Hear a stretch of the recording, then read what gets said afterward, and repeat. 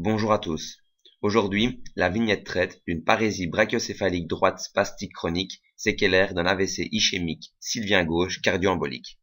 Lors de l'anamnèse, je demande à mon patient de m'expliquer la raison de la consultation, mais celui-ci reste aphasique.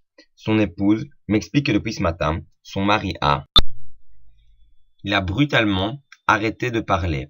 Dans le langage médical, on parle d'aphasie. Au petit déjeuner, celui-ci a renversé 2 fois sa tasse de café. Cela est sûrement lié à un trouble de coordination des mouvements. On parle d'apraxie. Je dois le soutenir car il a des difficultés pour marcher. Sur le chemin pour l'hôpital, il a même chuté 2 fois. Enfin, j'ai aussi remarqué qu'il a de grosses difficultés pour bouger son bras droit. Pour finir, j'ai également dû l'aider à s'habiller ce matin. Il ne voyait plus où étaient ses habits.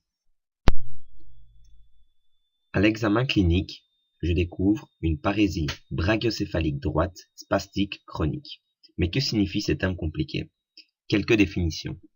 Parésie, c'est un déficit moteur défini par une perte partielle des capacités motrices d'une partie du corps.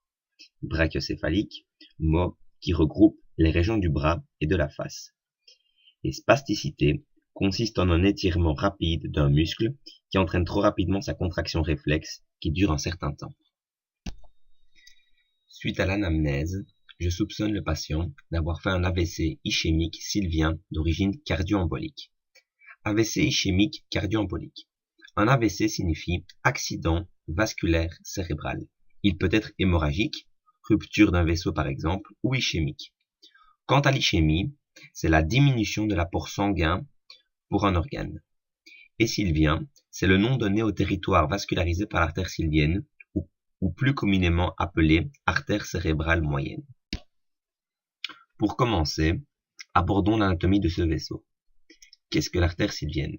L'artère sylvienne, appelée également artère cérébrale moyenne, est une branche importante qui est issue de la carotide interne.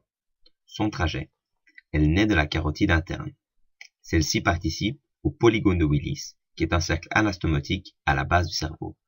Elle prend un trajet de dedans en dehors et en direction rostrale.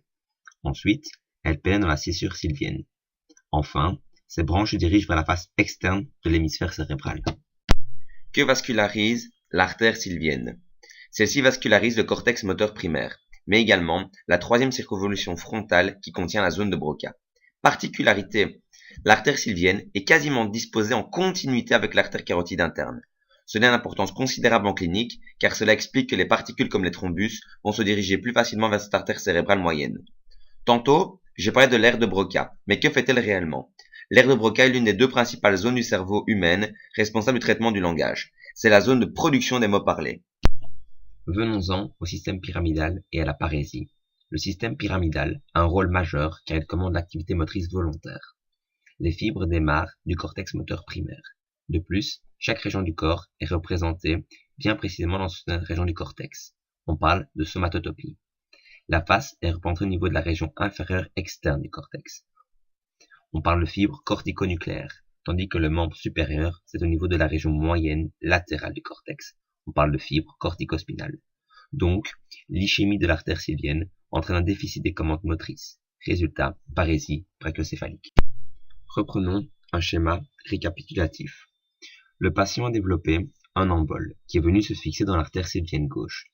Cet embole a bloqué la vascularisation des territoires concernés par cette artère sylvienne. Donc, manque en oxygène et nutriments. Ce manque d'oxygène a provoqué une ischémie. L'ischémie a atteint le faisceau pyramidal. Suite à l'atteinte du faisceau pyramidal, trouble de la commande motrice qui entraîne la parésie.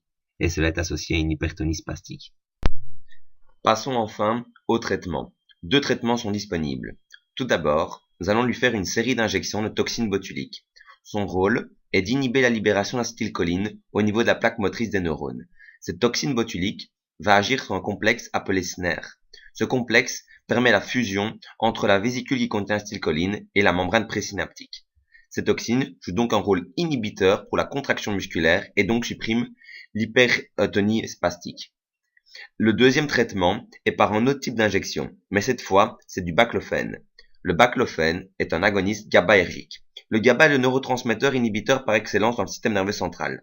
En agissant comme agoniste GABAergique, Le baclofène agit comme meilleur relaxant au niveau des muscles squelettiques.